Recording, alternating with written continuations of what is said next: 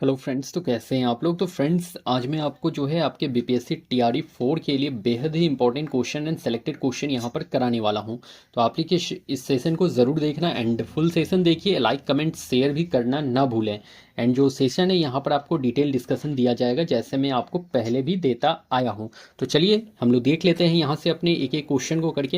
And friends, हमारा first question है यहाँ पर, बिहार में कितने रामसर स्थल हैं। तो रामसर स्थल कितने हैं बिहार में। अगर रामसर स्थल पूछ ले या फिर आर्द्र भूमि स्थल पूछ ले आपसे, तो बिहार में कितने हैं। 2 है, 4 है, या 3 है, या फिर 7 है। तो कितना रामसर स्थल है आपके बिहार में।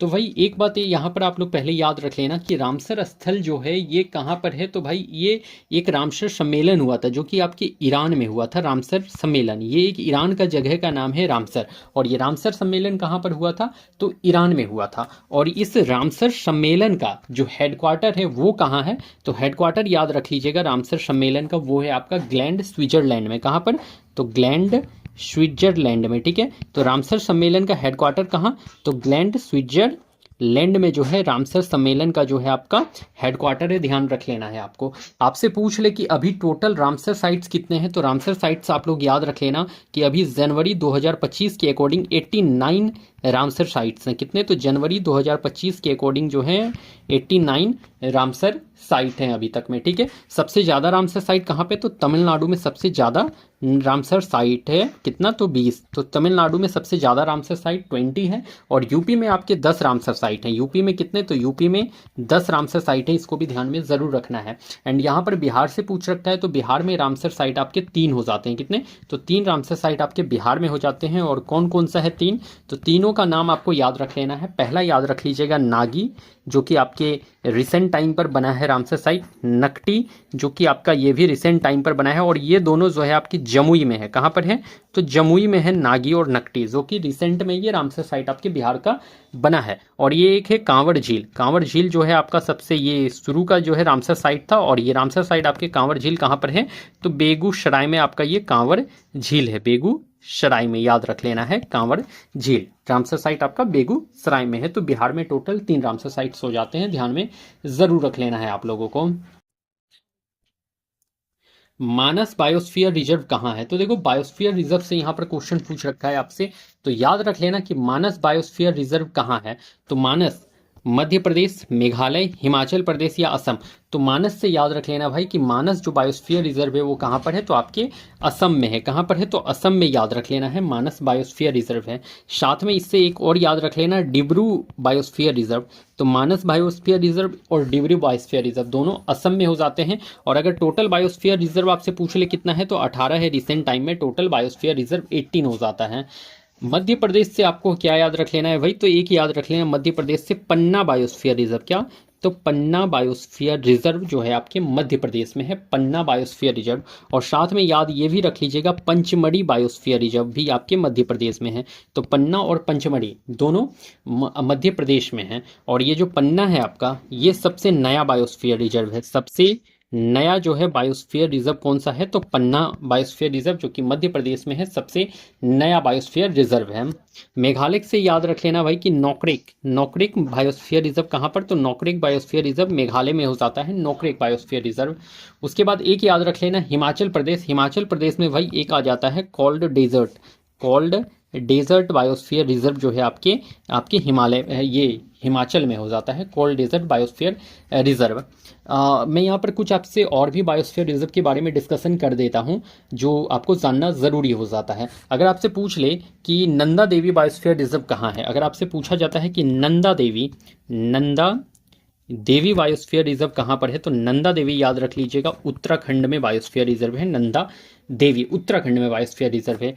अगर आपसे पूछा जाता है भाई दिहांग, दिहांग कहाँ पर है, दिहांग दिहांग दिहांग दिहांग बायोस्फीयर रिजर्व कहाँ पर है, तो दिहांग दिहांग आपको क्या याद रख लेना है, तो अरुणाचल प्रदेश याद रख लेना है दिहांग दिहांग का। ठीक है, अगर आपसे पूछा जाता है कि नीलगिरी बायोस्फीयर रिजर्व कहाँ पर है, तो नीलगिरी बायोस्फीयर रिजर्व याद रख लेना है आपके तमिलनाडु और केरला में है। तमिलनाडु और साथ में केरल भी याद रख लेना है। तो तमिलनाडु केरला में आपका नीलगिरी बायोस्फीयर रिजर्व है। और ये नीलगिरी बायोस्फीयर रिजर्व जो है सबसे पहला बायोस्फीयर रिजर्व था, सबसे पहला बायोस्फीयर रिजर्व आपका नीलगिरी बायोस्फीयर रिजर्व था। सबसे पहला biosphere reserve Nilgiri biosphere reserve, जो कि आपके तमिलनाडु और केरला वाले रीजन में पड़ता है।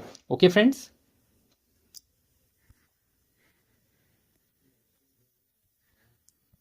हमारा नेक्स्ट क्वेश्चन है यहाँ पर, भारत का सबसे पहला राष्ट्रीय उद्यान है। तो देखो पहला पूछ लिया है आपसे, पहला राष्ट्रीय उद्यान पूछा है, पहला राष्ट्रीय उद्यान आपसे पूछ रखा है। तो भारत का पहला राष्ट्रीय उद्यान कौन सा है? केबुल लामजाओ, हेमिस राष्ट्रीय उद्यान या जिम कॉर्बेट राष्ट्रीय उद्यान या इनमें से कोई नहीं। तो केबुल लामजाओ भाई याद रख लेना कि ये भारत का एकमात्र तैरता हुआ राष्ट्रीय उद्यान है, भारत का एकमात्र तैरता हुआ राष्ट्रीय उद्यान है, तैरता हुआ राष्ट्रीय उद्यान है केबुल लामजाओ, जो कि आपके मणिपुर में है। कहाँ पर है? तो मणिपुर में है आपका केबुल लामजाओ। केबुल लामजाओ कहाँ पर है? तो मणिपुर में है, आपको याद रख लेना है। और भारत का एकमात्र तैरता हुआ राष्ट्रीय उद्यान, भारत का एकमात्र तैरता हुआ राष्ट्रीय उद्यान केबुल लामजाओ, जो कि मणिपुर में आपका सिचुएटेड है। और ये जो है आपके लोकटक झील पर बना हुआ है। किस झील पर? तो लोकटक झील पर ये आपका सिचुएटेड है, लोकटक झील पर है आपका केबुल लामजाओ राष्ट्रीय उद्यान। हेमिस राष्ट्रीय उद्यान जो है आपका ये कहाँ पर है भाई? तो ये लद्दाख में सिचुएटेड है। कहाँ पर? तो लद्दाख में आपका सिचुएटेड है, लद्दाख में। और जो है ये सबसे क्या है? तो सबसे बड़ा जो है राष्ट्रीय उद्यान, सबसे भारत का सबसे बड़ा राष्ट्रीय उद्यान, सबसे बड़ा राष्ट्रीय उद्यान और सबसे ऊंचा राष्ट्रीय उद्यान, सबसे ऊंचा राष्ट्रीय उद्यान। तो भारत का सबसे बड़ा राष्ट्रीय उद्यान और सबसे ऊंचा राष्ट्रीय उद्यान हेमिस राष्ट्रीय उद्यान, जो कि आपके लद्दाख में सिचुएटेड है। ओके, अगर यहाँ पर जिम कॉर्बेट की बात करी जाए तो ये भारत का सबसे पहला राष्ट्रीय उद्यान जो है जिम कॉर्बेट राष्ट्रीय उद्यान है।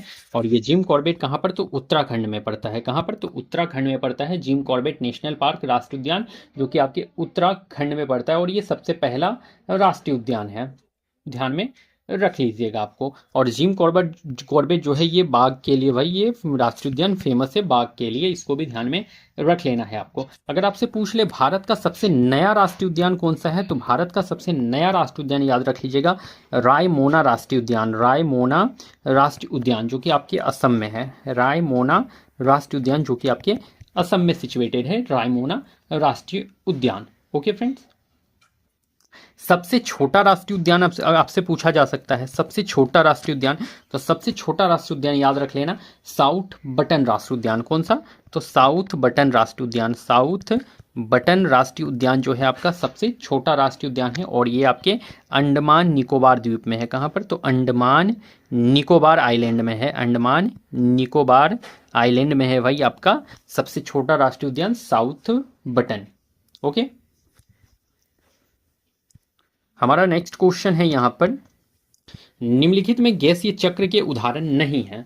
तो गैसीय चक्र का उदाहरण कौन सा नहीं है ये आपको बता देना है यहाँ पर, कि गैसीय चक्र का उदाहरण नहीं पूछा है तो नहीं बताना है। यहाँ पर नहीं को ध्यान में रख लेना है। तो गैसीय चक्र का उदाहरण नहीं है यहाँ पर कार्बन चक्र, जल चक्र या नाइट्रोजन चक्र या फास्फोरस चक्र। तो भाई देखो, जो कार्बन चक्र है आपका, ये कार्बन चक्र तो आपका एक गैसीय चक्र है, ठीक है। तो कार्बन चक्र आपका क्या है? तो एक गैसीय चक्र है। जल चक्र भी आपका गैसीय चक्र है, गैसीय चक्र है। नाइट्रोजन चक्र भी आपका गैसीय चक्र है। तो ये तीनों के तीनों तो गैसीय चक्र हो जाते हैं। एंड फॉस्फोरस चक्र जो है आपका, ये गैसीय चक्र नहीं है, ये अवसादी चक्र है, सेडिमेंट्री साइकिल है। क्या है? अवसादी चक्र कहते हो इसे, अवसादी चक्र है आपका फॉस्फोरस चक्र। तो यहाँ पर नहीं पूछ रखा था, इसलिए correct answer option number D is correct here, option number D is correct here, phosphorus चक्र। अब देखो यहाँ पर आप लोग गैसीय चक्र तो तीन हो गए, गैसीय चक्र में कार्बन चक्र, जल चक्र और नाइट्रोजन तीन हो जाते हैं गैसीय चक्र। और तीन जो है आपका अवसादी चक्र में भी आता है, सेडिमेंट्री साइकिल में भी आता है। एक तो फॉस्फोरस चक्र आ गया, और दो आपको याद रख लेना चाहिए। एक हो जाता है आपका कैल्शियम चक्र, कैल्शियम चक्र, और एक याद रख लीजिएगा सल्फर चक्र, सल्फर चक्र। तो कैल्शियम चक्र, सल्फर चक्र और फास्फोरस चक्र, ये तीनों आपके गैसियस चक्र हो जाते हैं, ये अवसादी चक्र हो जाते हैं आपके, ठीक है, अवसादी चक्र। सौर सेल बने होते हैं, तो भाई सौर सेल किसके बने होते हैं बता दो आप लोग? चांदी के तार से, सिलिकॉन से, कैल्शियम से या फिर मैग्नीशियम से? तो देखो सौर सेल पूछ रखा है आपसे, तो सौर सेल जो आपका सौर सेल होता है भाई, वो किसका बना होता है? सिंपल सा क्वेश्चन है और अच्छा क्वेश्चन है, ठीक है। तो सौर सेल होता है या सोलर सेल जो होता है वो किसका बना हुआ होता है?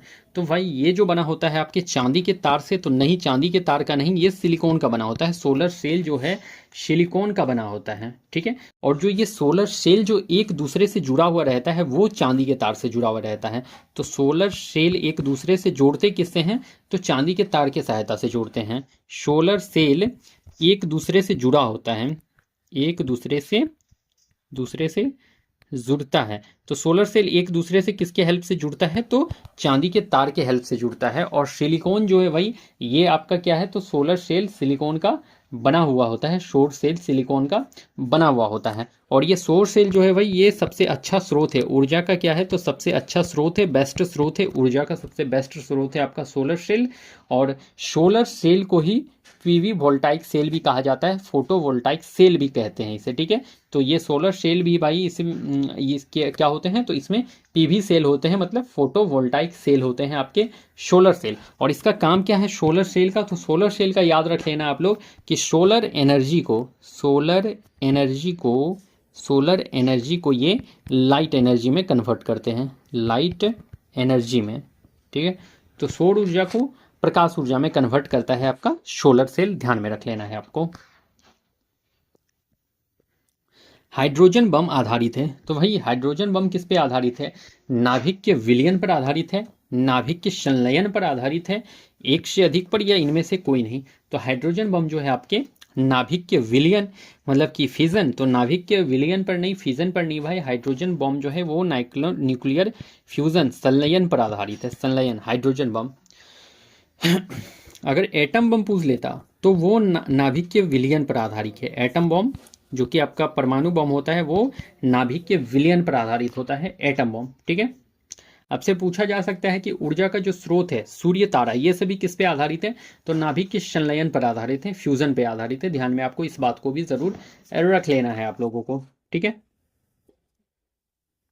नाभिक के विलयन, इसका मतलब क्या समझते हो? नाभिक के विलयन का मतलब क्या समझते हो भाई? तो देखो, विलयन का मतलब होता है फिजन।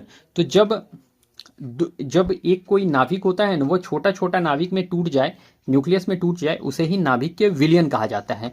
और नाभिक के संलयन क्या होता है? तो ये होता है फ्यूजन, फ्यूजन का मतलब जुड़ना। तो जब दो हल्का नाभिक जुड़ करके एक बड़ा न्यूक्लियस का जो फॉर्मेशन करता है उसे ही नाभिक के संलयन या फ्यूजन कहा जाता है। तो फ्यूजन का मतलब होता है जुड़ना भाई। तो फ्यूज होना मतलब कि फ्यूजन का मतलब जुड़ना होता है। तो इस तरह से दिमाग में रख लेना कि जब दो हल्के न्यूक्लियस साथ में जुड़ते हैं तो एक बड़े न्यूक्लियस का फॉर्मेशन होता है, उसे ही न्यूक्लियर फ्यूजन कहा जाता है। एंड फिजन का मतलब होता है कि टूटना। तो जब एक बड़ा न्यूक्लियस जो है दो छोटे छोटे या अधिक न्यूक्लियस में टूट जाते हैं तो उसे ही न्यूक्लियर फिजन या विलियन कहा जाता है। आई होप आप लोगों का यहां पर क्लियर हो रखा होगा मैंने आपसे जो डिस्कस करना चाहा है। अखिल भारतीय किसान सभा की स्थापना कब हुई? तो अखिल भारतीय किसान सभा की स्थापना याद रख लेना 1946। तो option number A is correct here. 1936 में अखिल भारतीय किसान सभा का स्थापना हुआ। इसके संस्थापक कौन थे? तो याद रख लेना है स्वामी सहजानंद सरस्वती। स्वामी सहजानंद सरस्वती जो है अखिल भारतीय किसान सभा के संस्थापक हैं, स्वामी सहजानंद सरस्वती। इसका प्रथम बैठक कहाँ पर हुआ था? तो प्रथम बैठक याद रख लेना लखनऊ में हुआ था। अखिल भारतीय किसान सभा का पहला बैठक कब? तो 11 अप्रैल 1936 में जो है इसका प्रथम बैठक हुआ था। और इस अखिल भारतीय किसान सभा के जो है महासचिव कौन थे? महासचिव तो याद रख लेना है एमजी रंगा, एमजी रंगा। अखिल भारतीय किसान सभा के महासचिव एमजी रंगा हो जाते हैं और संस्थापक स्वामी सहजानंद सरस्वती हो जाते हैं। ध्यान में रखना है आपको।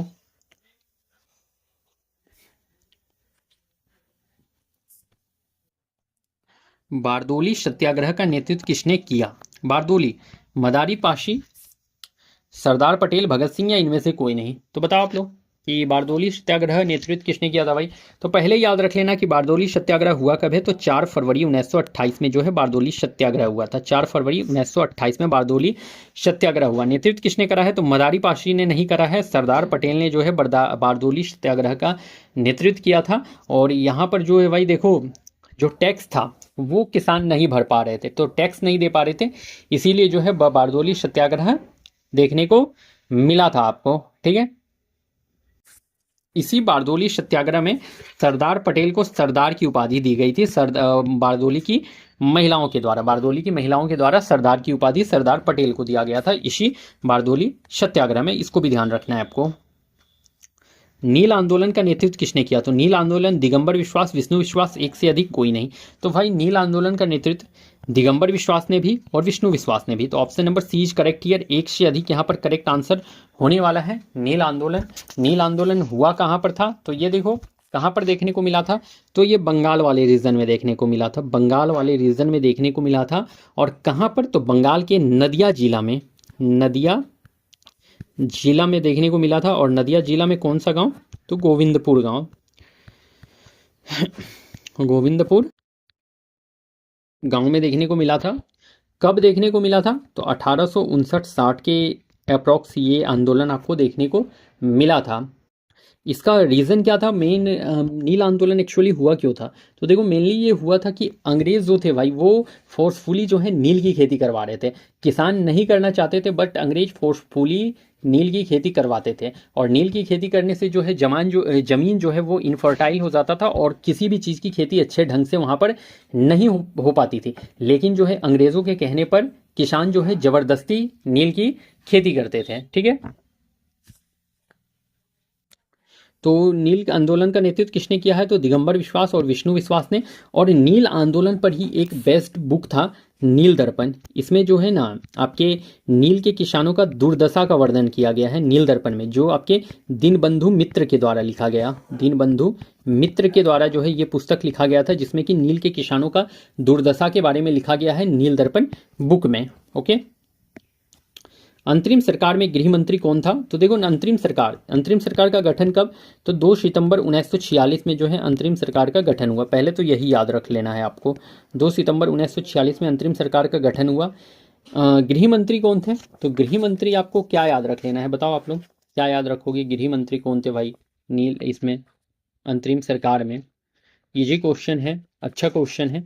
आपके सी राजगोपालाचारी हैं वो गृह मंत्री थे। तो भाई ये तो आपके एडुकेशन मिनिस्टर थे। क्या थे? एडुकेशन मिनिस्टर, शिक्षा मंत्री, शिक्षा मंत्री थे सी राजगोपालाचारी। जगजीवन राम तो आपके लेबर मिनिस्टर थे, श्रम मंत्री, लेबर मिनिस्टर। सरदार पटेल आपके क्या थे? तो ये अंतरिम सरकार में गृह मंत्री थे। लियाकत अली क्या थे? तो लियाकत अली आपके वित्त मंत्री, फाइनेंस मिनिस्टर थे। क्या थे? तो फाइनेंस मिनिस्टर थे आपके लियाकत अली, जो कि लियाकत अली बाद में जाके पाकिस्तान के पहले प्रधानमंत्री बने थे। पाकिस्तान के क्या बने थे? तो पाकिस्तान के फर्स्ट जो है ये पीएम बने थे आपके लियाकत अली, यहाँ से जब वो देश आज़ाद हुआ था। तो अगर आपसे पूछ ले कि हेल्थ मिनिस्टर कौन थे इस आपके अंतरिम सरकार में, हेल्थ मिनिस्टर कौन थे? तो हेल्थ मिनिस्टर याद रख लेना आपके गजाफर अली खान थे। कौन थे? तो गजाफर अली खान, गजाफर अली खान आपके हेल्थ मिनिस्टर थे। नेक्स्ट याद रख लेना है कि रक्षा मंत्री कौन थे? रक्षा मंत्री, अगर रक्षा मंत्री पूछे तो बलदेव सिंह याद रख लेना है, बलदेव सिंह, रक्षा मंत्री बलदेव सिंह। एंड नेक्स्ट आपको याद रख लेना है खाद्य एवं कृषि मंत्री, खाद्य एवं कृषि मंत्री कौन थे? तो खाद्य एवं कृषि मंत्री जो है आपके राजेंद्र प्रसाद थे, राजेंद्र प्रसाद जो है खाद्य और कृषि मंत्री थे। एंड नेक्स्ट याद रख लेना है आपको क्या भाई? तो एक याद रख लेना है एडुकेशन मिनिस्टर हो गया, लेबर मिनिस्टर हो गया, फाइनेंस मिनिस्टर हो गया। अब इसमें क्या बचता है आपका? अच्छा, अप्रोक्स तो सभी यहाँ पर कंप्लीट हो गए हैं आपके। प्रत्यक्ष कार्यवाही दिवस कब मनाया गया? ये पूछा गया प्रश्न है आपके बीपीएससी टीआरई में। तो प्रत्यक्ष कार्यवाही दिवस 20 अगस्त 1945 तो नहीं, 16 अगस्त 1946 को जो है प्रत्यक्ष कार्यवाही दिवस मनाया गया था मुस्लिम लीग के द्वारा। किसके द्वारा? तो मुस्लिम लीग के द्वारा जो है प्रत्यक्ष कार्यवाही दिवस मनाया गया था। क्यों मनाया गया था भाई? क्योंकि कैबिनेट मिशन ने पाकिस्तान की मांग को अस्वीकार किया था। पाकिस्तान की मांग को क्या किया था? तो कैबिनेट मिशन ने अस्वीकार कर दिया था, रिजेक्ट कर दिया था। इसीलिए जो है प्रत्यक्ष कार्यवाही दिवस मनाया गया था। कहाँ पर? तो प्रत्यक्ष कार्यवाही दिवस मनाया गया था बंगाल के नोवाखोली में। कहाँ पर? तो बंगाल के नोआखोली में जो है प्रत्यक्ष कार्यवाही दिवस मनाया गया था मुस्लिम लीग के द्वारा। इसमें जो है भाई बहुत ही ज़्यादा जो है इसमें जो है डेथ हुआ था, इसमें बहुत ही बड़ा दंगा फैल गया था और इसमें बहुत की डेथ भी हुई थी। और यहाँ पर जो है सैनिक जो है इस नोआखोली के हमले को नहीं संभाल पा रहे थे, तो फिर नोआखोली जो महात्मा गांधी गए थे और महात्मा गांधी ने जाकर इस दंगे को शांत कर दिया था। और जिसके बाद जो है लॉर्ड माउंटबेटन ने महात्मा गांधी को वन मैन बाउंड्री वॉल कहा था। और इस बात वन मैन बाउंड्री वॉल इसलिए कहा था क्योंकि उन्होंने कहा कि जहां पर 50,000 सैनिकों ने जिस दंगा को शांत नहीं कर पाया, उसे एक अकेले महात्मा गांधी ने शांत करवा दिया। इसीलिए वन मैन बाउंड्री वॉल जो है महात्मा गांधी को लॉर्ड माउंटबेटन ने कहा था। ठीक है, तो इतनी बातों को आप लोग कॉपी में ज़रूर लिख लीजिएगा। और जो है प्रत्यक्ष कार्रवाई दिवस 16 अगस्त 1946 को बंगाल के नवाखोली में देखने को मिला था, मुस्लिम लीग के द्वारा करा गया था ये अंजाम। ठीक है, कैबिनेट मिशन भारत कब आया? 14 मार्च 1946, तो ये तो गठन हुआ था। 14 मार्च 1946 को कैबिनेट मिशन का गठन हुआ। 24 मार्च 1946 को कैबिनेट मिशन भारत आया। और कैबिनेट मिशन में कितने मेंबर थे? तो याद रख लेना, इसमें 3 मेंबर थे। 3 मेंबर थे, कौन कौन मेंबर थे? तो याद रख लेना है आपको, एक पैथिक लॉरेंस थे, पैथिक लॉरेंस थे।